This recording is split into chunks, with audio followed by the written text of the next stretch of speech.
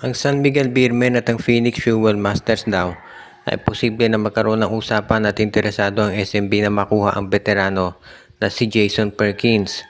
Ang problema kasi ng San Miguel na injury itong si Jeron Teng at kasama doon sa injured list pa si Jericho Cruz at Chris Ross.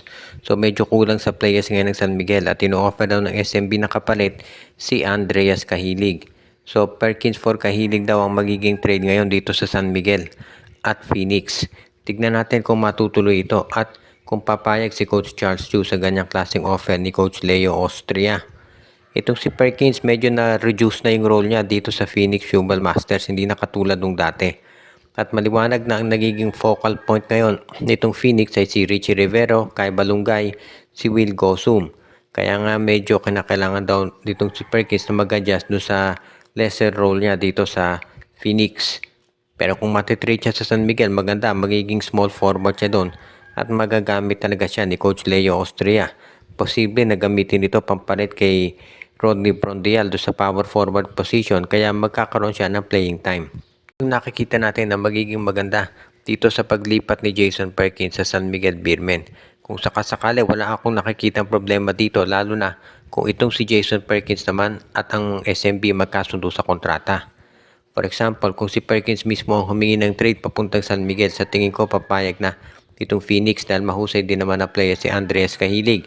Ibig sabihin, hindi malulugi ang Phoenix Fuel Masters sa ganitong klaseng palitan. At sa tingin ko naman itong si Coach Charles Chu, willing yan makapag-trade kahit kaninong team, kahit SMC, MVP o iba pa. Basta magiging sulit naman yung kapalit. At dahil nga hindi na gano'ng kalaki papel ni Perkins sa lineup ng Phoenix, pwede na nila yung i-trade sa isang role player katulad nitong si Andreas Cahilig na talaga naman magiging maganda rin sa SMB.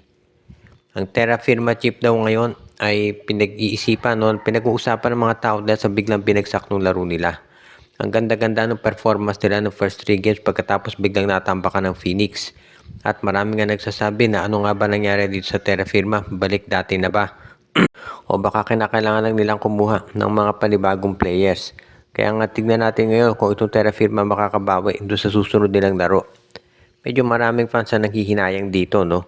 Dahil maganda naman yung pinakita ng Terra Firma nung first 3 games nila at maraming nga nagsasabi na kinakailangan lamang nitong Terra Firma na maging consistent.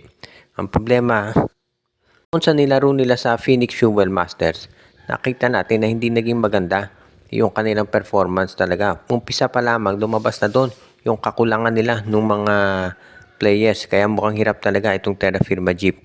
Kaya wag na tayong magtaka kung sakasakali na itong Terra Firma talaga ay magkaroon ng ganitong klaseng problema. Dahil syempre kung ikaw naman itong Terra Firma, abay magkakaroon ka talaga ng tinatawag na mga problems kung yung laro mo ay hindi magiging katulad o hindi consistent ng inaasahan. Kaya nga sa ngayon, itong Phoenix, itong Terra Firma, huwag tayong magtaka kung gumawa yan ng trade para mabago yung kanilang roster. Pero so far, wala naman tayong masasabi na masyado pang maaga para mag-conclude na itong Terra Firma may eliminate din. Of course, alam natin na halos every conference ganyan na nangyayari.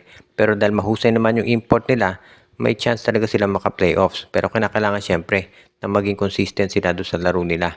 At pag natamagulat kung iti-trade nga nila yung rights ni Mark Nonoy, dahil ito si Mark Nonoy mukhang talagang walang desisyon o walang kagustuhan na bumalik sa Terra Firma. At yung management naman daw mukhang hindi rin siguro, parang hindi na rin interesado na magamit pa itong si Mark Nonoy. Dahil sa tingin nila mas okay na yung nagiging laro nung kanilang guard na si Paulo Hernandez bilang point guard ngayon.